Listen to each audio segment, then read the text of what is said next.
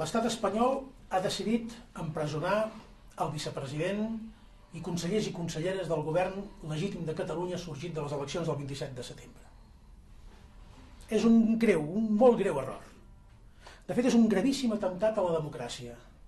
Empresonar dirigents polítics per haver complert amb el compromís electoral i amb el compromís contret davant del Parlament amb un ampli suport ciutadà al darrere és un acte que trenca els principis bàsics de la democràcia.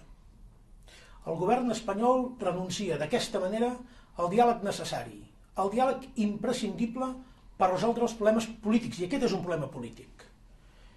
I en lloc d'apostar pel diàleg, el que fa és optar per la violència policial, com ja vam veure el dia 1 d'octubre, i pels empresonaments. I aposta per la via de la repressió. Aquest fet és un cop contra les eleccions del proper dia 21 de desembre, que es desenvoluparan en un clima de repressió i d'empresonaments polítics sense precedents i inacceptables a l'Europa democràtica del segle XXI. Ja no és un afer intern espanyol. Cal que la comunitat internacional i especialment la comunitat europea s'adonin del perill que representen aquestes actituds. Com a president del govern legítim de Catalunya, sorgit de les urnes del 27 de setembre, exigeixo l'alliberament dels consellers i conselleres i del vicepresident. Exigeixo el respecte a totes les opcions polítiques i exigeixo la fi de la repressió política. Empresonar un govern, insisteixo, per haver complert amb el seu programa aprovat al Parlament és situar-se directament fora de l'estat de dret. Voldria enviar 2 missatges finals. El primer, com no podia ser d'una altra manera, a les famílies dels meus companys i amics. Famílies d'una gent injustament empresonada per un delicte inexistent. Tot el meu suport, tot l'escalf, el meu i el de la resta de membres del govern, i també els de milions de persones d'arreu del món que assisteixen atòniques a aquestes hores a uns fets d'extrema gravetat.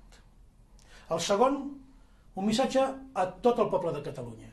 Ens espera una repressió llarga i ferotge.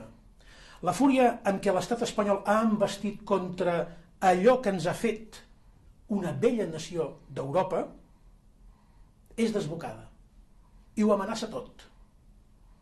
Però no només no podem defallir, sinó que ho hem de combatre. Però ho hem de combatre a la manera com els catalans fem les coses. Com fem les coses que ens han fet grans com a país, com a societat, com a nació. Sense violència. En pau. Amb respecte per totes les opinions i totes les persones. La llibertat de Catalunya no és possible si hi ha catalans que no són lliures de defensar les seves idees i de complir amb els seus compromisos democràtics. Entre barrots, el govern legítim de Catalunya és infinitament més digne que els seus il·lusos empresonadors. Visca Catalunya!